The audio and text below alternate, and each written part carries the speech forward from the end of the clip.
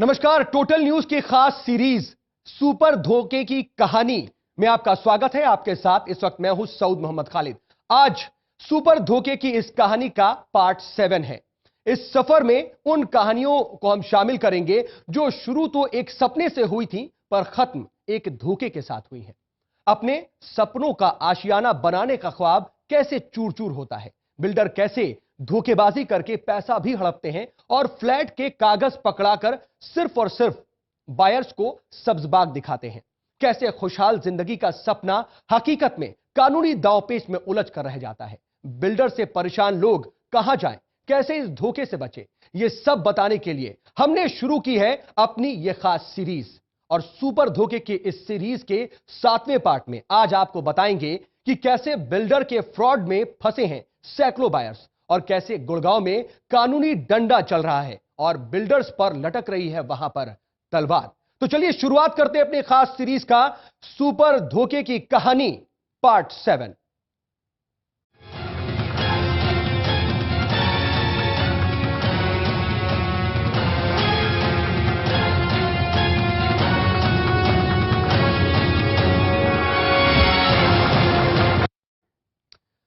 तो सुपर धोखे की इस कहानी के 7वें पार्ट में सबसे पहले बात गुड़गांव से, जहां पर बिल्डर लोगों के सपनों से खिलवाड़ कर रहे हैं।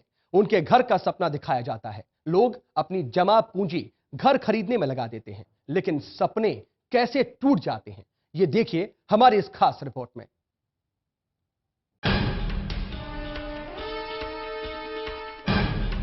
सपनों के घर की तलाश में जीवन की जमा पूंजी लगा दी और ना ही पैसे वापस हुए। आलम तो यह है कि बिल्डर की मनमानी के आगे प्रशासन तक बेबस है। जी हां, इस बार साइबर सिटी गुड़गांव में M2K डेवलपर सवालों के घेरे में है। M2K ने भी लोगों को घर के सुनहरे सपने दिखाए, लेकिन ये सपने अभी तक साकार नहीं हो सके।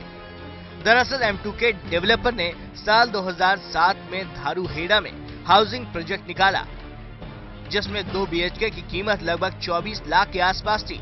बिल्डर ने 3 लाख की बुकिंग अमाउंट पर 500 से ज्यादा फ्लैट्स की बुकिंग की। एग्रीमेंट के मुताबिक खरीदारों को डेवलपमेंट के अनुसार रकम देनी थी और साल 2010 में बिल्डर ने इस प्रोजेक्ट को पूरा कर पोजीशन देने का वादा किया था। वहीं फ्लैट बुकिंग धारक समय समय पर रकम देते गए, लेकिन डेवलपर इनके प्रोजेक्ट को डेवलप करने की बजाय किसी और प्रोजेक्ट में पैसा लगाते रहे। समय बीतता गया, कई लोगों ने 90% से ज्यादा रकम बिल्डर को दे दी है, लेकिन अब तक बिल्डर ने अपना प्रोजेक्ट पूरा नहीं किया। तय सीमा से लगभग 4 साल ज्यादा का समय हो चुका है, लेकिन अब भी बिल्डर का काम अधूरा है। M2K वाला ऐसा है कि मैं 2007 में जनवरी में बुक करवाया था ब्लैक, और मैं यही सोच के बुक करवाया था कि जैसे पहला घर बुक करवाया था तो मुझे से 2010 में कमिटमेंट था कि मुझे मिल जाएगा, बट अभी तक तो मिला नहीं है। और जब हमने बिल्डर से बात करने की कोशिश जब भी किया है, तब वही यही कहता है कि 6 महीने में मिल जाएगा, 8 महीने में मिल जाएगा।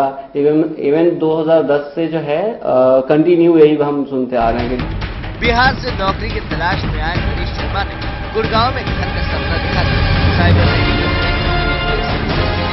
तैयारी कर रहे थे, तभी M2K डेवलपर ने सपना दिखाया। फ्लैट के लिए जमा फ्लैट की रकम का लगभग 90% पैसा तक दे दिया, लेकिन अभी तक घर नहीं मिला। जब हमसे आप 95% पेमेंट ले चुके अब तक, 2010 में ही 11 तक हमसे पूरी पेमेंट ले चुके हैं, बट अभी तक पोजीशन ही नहीं मिला है।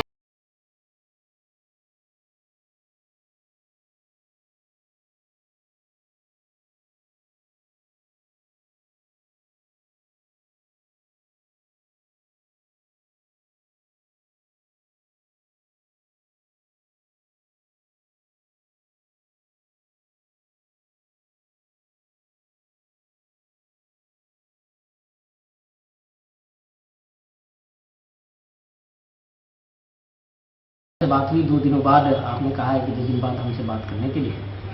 ठीक है। अब एक्चुअली खबर तो ma'am basically lot of people, ma'am वो तो सही है, लेकिन काफ़ी लोग वो यहाँ आए हुए थे, यहाँ लगभग तो CP से भी मिलने के लिए आ रहे थे। साइबर सिटी गुड़गांव में जनता की गाड़ी कमाई से खिलवाड़ का ये कोई पहला वाक्य नहीं है। गुड़गांव में कई बिल्डरों पर इस तरह के आरोप लगते आए हैं, तो कई के खिलाफ पुलिस ने जांच के आदेश भी दिए हैं। लोक लुभावन वादों को अपना हथियार बनाकर ये बिल्डर बुकिंग तो कर लेते हैं, लेकिन लोगों को उनके सपनों का घर नहीं मिल पाता। बिल्डर 83 से ज्यादा लेने के बाद भी प्रोजेक्ट नहीं पूरा कर पाते। ऐसे में गुड़गांव में बिल्डरों के खिलाफ लोगों में गुस्सा बढ़ता जा रहा है। अगर समय रहते बिल्डरों की मनमानी पर रोक नहीं लगी तो गुड़गांव में बिल्डरों के खिलाफ एक बड़ा आंदोलन शुरू हो सकता है। Sushil Singh, total news, Gurgaon.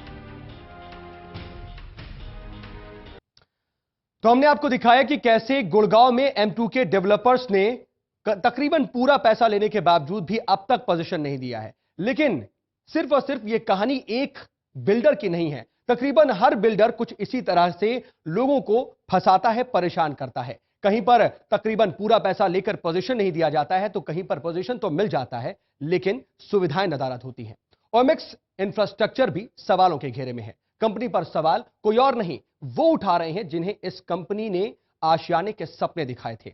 आरोप लग रहे हैं सुविधा नहीं देने का। और इतना ही नहीं, ओमेक्स में सुरक्षा भी भगवान के भरोसे है। आशियाने का सपना ओमेक्स ने भी दिखाया। सोनीपत में लगभग 400 एकड़ में ओमेक्स ने विला और फ्लैट्स बनाए, लोगों को बड़े बड़े सपने दिखाए। सोनीपत की दीवारों, चौराहों पर ओमेक्स के बड़े बड़े बैनर और पोस्टर लगाए गए। लोगों ने अपनी खून पसीने की कमाई ओमेक्स इंफ्रास्ट्रक्चर में लगाई, लेकिन आज उन्हें ये दिन देखने पड़ेंगे, इसका उन्हें अंदाजा भी नहीं था। ओमेक्स के फ्लैट्स में क्या सुविधाएं इन्हें मिल रही हैं, कैसे इनके सपनों पर पानी फिर रहा है, सुनिए इनकी जुबानी ओमेक्स की कहानी। ऐसा है जी कि इन्होंने सबसे पहली दिक्कत तो क्लब की है कि इन्होंने क्लब बनाने का पूरा वायदा किया था और इस पे टीन लगाई हुई है फिलहाल, और वो मेरे ख्याल में 3-4 साल से बंद पड़ा है। तो सुना आपने, वैसे ये महज एक ट्रेलर है, पूरी फिल्म तो अभी बाकी है। लोगों को खरीदारी की रजिस्ट्री तक नहीं मिली। ओमेक्स पर लोगों को लूटने का आरोप लग रहा है। सुविधाओं के नाम पर इनके साथ धोखाधड़ी की जा रही है। ये हम नहीं, ये लोग कह रहे हैं। और पैसे ले रखे हैं हमारे से, 30,000 रुपये मेरे से ले रखे हैं, उसकी रसीद है मेरे पास। इन्होंने जो ना क्लब फेसिंग के चार्जेस ले रखे हैं, 1,20,000 रुपये उसका ले रखा है। आज तक वो जो ना क्लब नहीं बना, वो डस्टबिन का काम है। सपने दिखाए और तोड़ दिए। जिंदगी भर की जमा पूंजी एक आशियाना खरीदने में लगा दी जाती है, लेकिन जब वो सपना टूटता है तो दुख होता है। आज ये लोग भी अपने आप को ठगा सा महसूस कर रहे हैं। इनके पास ओमेक्स छोड़ने का कोई चारा भी नहीं है। पैसा कहां से लाएं, कहां जाएं, ये सवाल इनके सामने मुंह बाए खड़ा है।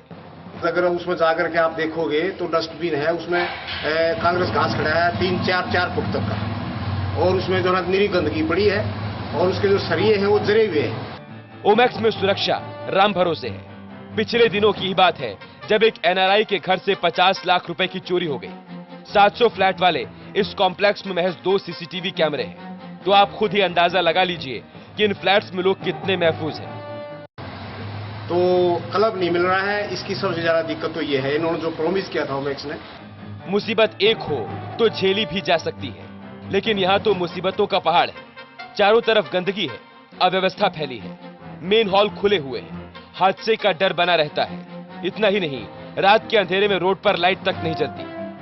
ओमेक्स से भगवान बचाए। अब ये लोग यही सोच रहे हैं, सलाह दे रहे हैं कि बिल्डर्स के फेर में मत फंसना, लेकिन अब ये फंस गए हैं। इनके सामने आगे खाई है तो पीछे कुएं वाली स्थिति है। अपने माथे पर हाथ रखकर अब ये यही सोच रहे हैं, कहां आकर फंस गए। सोनीपत से कविता शर्मा की रिपोर्ट। तो ओमेक्स इंफ्रास्ट्रक्चर की कहानी थोड़ी जुदा है। यहां पर लोगों को पोजीशन तो मिल गया, लेकिन सुविधाएं नदारद हैं, और यहां तक कि सुरक्षा भी राम भरोसे है।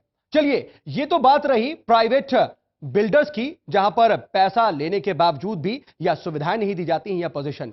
लेकिन अगर हरियाणा में हुडा के प्रोजेक्ट की बात की जाए तो यहां पर पैसा लगाना घाटे का सौदा नहीं माना जाता। लेकिन इसमें भी कुछ चौंकाने वाली बातें आपको हम बताएंगे। ये बताएंगे एक छोटे से ब्रेक के बाद।